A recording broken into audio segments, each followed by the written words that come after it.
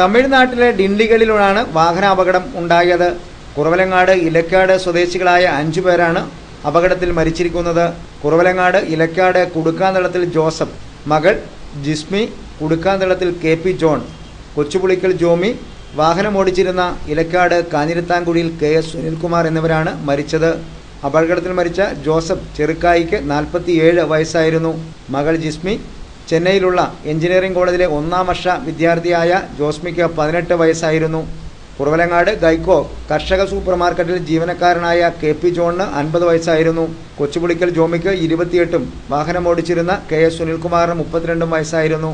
Chennai Satyabhama engineering കോളേജിലെ 1ാം വർഷ വിദ്യാർത്ഥിയായ ജിസ്മിക്ക് അസുഖമാണെന്ന telephone സന്ദേശത്തെ തുടർന്ന് ജിസ്മിയെ കൂട്ടി നാട്ടിലേക്ക് വരുന്നതിന് വേണ്ടിയാണ് സംഘം കാറിൽ ബുധനാഴ്ച രാത്രി ഇലക്കാട് നിന്ന് യാത്ര തിരിച്ചത്.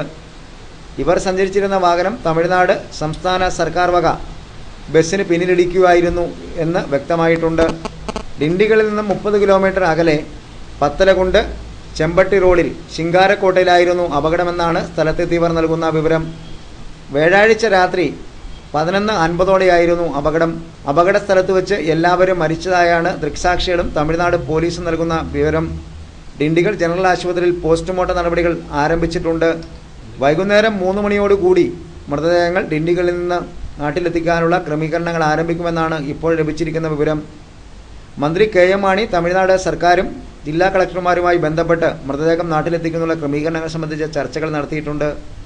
ഇടുക്കി ജില്ലാ കളക്ടറും ഇത് സംബന്ധിച്ച നടപടികൾ ആരംഭിച്ചിട്ടുള്ളതായി വിവരങ്ങൾ ലഭിച്ചിട്ടുണ്ട്. ഇലക്കാട് നെച്ചിമറ്റം ഗ്രാമം അപകട വാർത്ത ഞെട്ടലോടെയാണ് കേട്ടത്.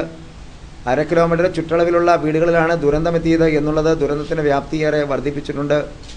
വാഹനത്തിലുണ്ടായിരുന്ന ആരെയും അവശേഷിപ്പിക്കാതെയാണ് വിധി ക്രൂരത കാട്ടിയത് എന്നത് അപകട വിവരം പോലും നാട്ടിലറിയുന്നതിൽ കാലതാമസമുണ്ടാക്കി.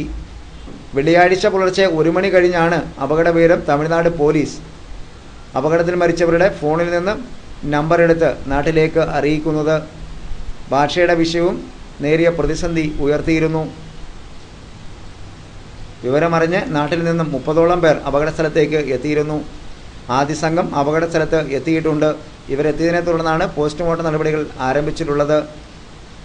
ആദ്യം മൃതദേഹം തമിഴ്നാട് അതിർത്തി വരെ തമിഴ്നാട് സർക്കാരിൻ്റെ ചെലവിൽ എത്തിക്കാനുള്ള ക്രമീകരണങ്ങളാണ് ഏർപ്പെടുത്തിയിരുന്നത്. എന്നാൽ ഇത് ഇലക്കാട് വരെ നീട്ടണമെന്ന ആവശ്യം കേരളത്തിൽ നിന്ന് മന്ത്രി KM മാണി അടക്കമുള്ളവർ ഉന്നയിച്ചിട്ടുണ്ട്.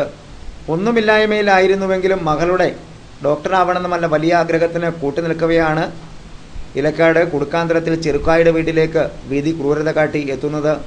Kuravilangad saint Mary's higher secondary സ്കൂളിൽ +2 പഠിക്കുമ്പോൾ ഡോക്ടറാവണമെന്ന വലിയ മോഹം മകൾക്കുണ്ടായിരുന്നത് വളമിട്ട് വളർത്താൻ മാതാപിതാക്കൾ തയ്യാറാവുകയായിരുന്നു.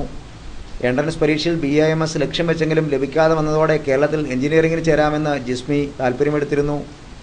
ഇത് നടക്കാതെ വന്നതോടെ തമിഴ്നാട്ടിൽ പ്രവേശനം തരപ്പെടുത്തി അങ്ങോട്ട് തിരിക്കുകയായിരുന്നു. ആകെയുള്ള 20 സെന്റ് സ്ഥലത്തെ കൊച്ചുകൂര മാത്രമായിരുന്നു മകളുടെ ആഗ്രഹത്തിന് വേണ്ടി ഉപയോഗിക്കാൻ മാതാപിതാക്കൾക്ക് ഉണ്ടായിരുന്നത്. മക്കളുടെ നല്ല വിദ്യാഭ്യാസം ലക്ഷ്യമിട്ട ഈ മാതാപിതാക്കൾക്ക് മകളുടെ അകാല വിയോഗവും ഒപ്പം കുടുംബനാഥനെയും നഷ്ടപ്പെട്ടു എന്നാണ് നാടിന് അറിയാൻ കഴിഞ്ഞത്. ട്രെയിനിൽ ടിക്കറ്റ് എടുത്ത് വെള്ളിയാഴ്ച യാത്ര ആരംഭിക്കാനായിരുന്നു തീരുമാനമെങ്കിലും മകൾക്ക് അസുഖമാണെന്ന് അറിഞ്ഞതിനെ തുടർന്ന് ഉടൻ തന്നെ ബുധനാഴ്ച യാത്ര തിരിക്കുകയായിരുന്നു. അയൽവാസിയും ബന്ധുവുമായ കുറവലങ്ങാട് ഗൈക്കോയിലെ ജീവനക്കാരൻ കൂടിയായ ജോണിയെയും ചേർത്താണ് സംഘം യാത്ര തിരിച്ചത്.